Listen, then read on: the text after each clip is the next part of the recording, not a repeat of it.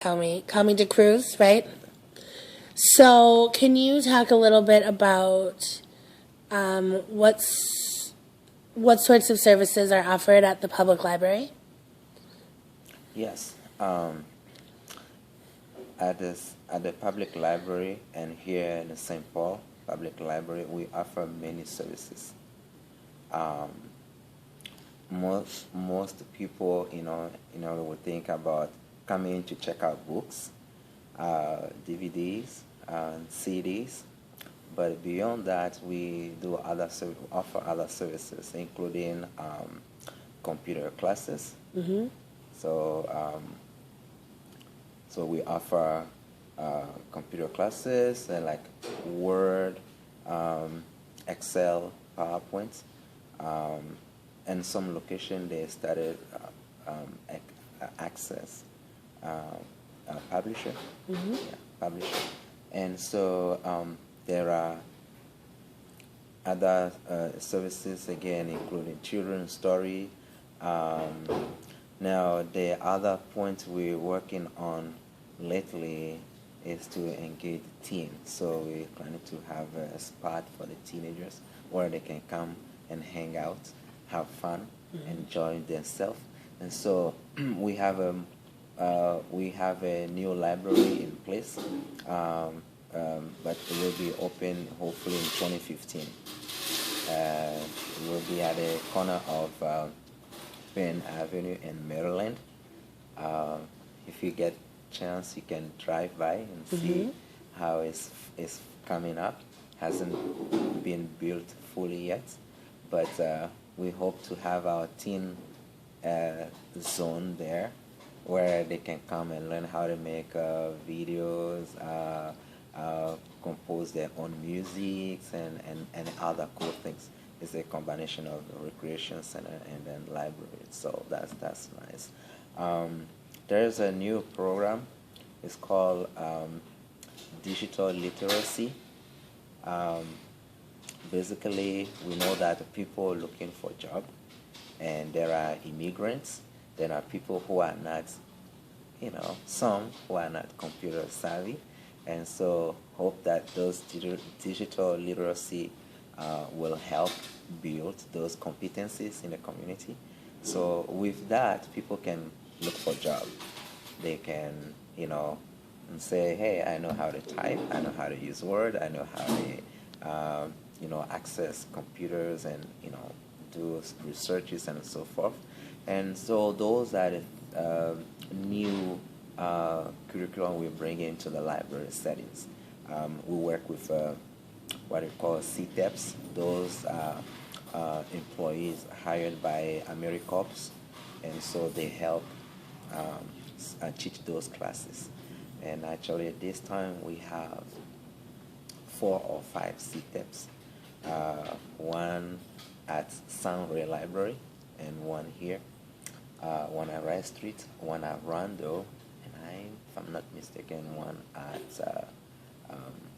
Central. So yes, those are just some of the things we offer at the public library. That is awesome. Yeah.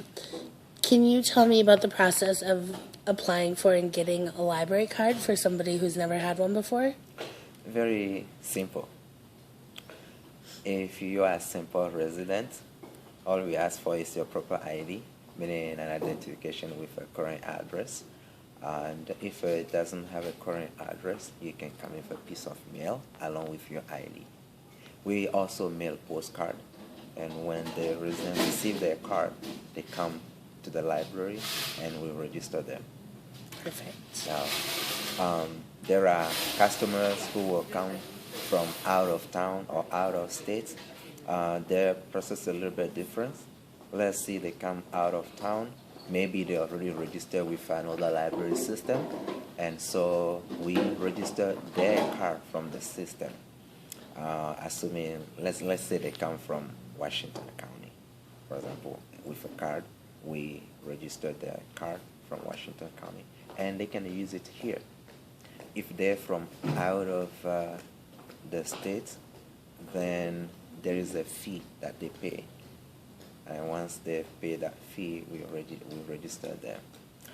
Another thing will be from out of state. Maybe they have a land here, and that they register under their name. Cool, we can just use that and register them. So those are the steps to register for a library card. Awesome. Do you have, for people who are looking to access like social services or tax forms or anything like that, can they come to the library to find different government forms that they need to fill out? Absolutely. We work with IRS in that they send us their forms. We do not have all the forms. Some we print online, and some are accessible here. And so, yes, tax forms and state forms, they can get them at the library when we receive them. Right. So, what if somebody's looking for a specific book and you don't have it at your library? Well, if we do not have a books at the library, we work with the other library, including the county and special libraries and even the school libraries. So what we do at that point will be to check their system to see or assess their catalog to see if they have the material, the book that we're looking for.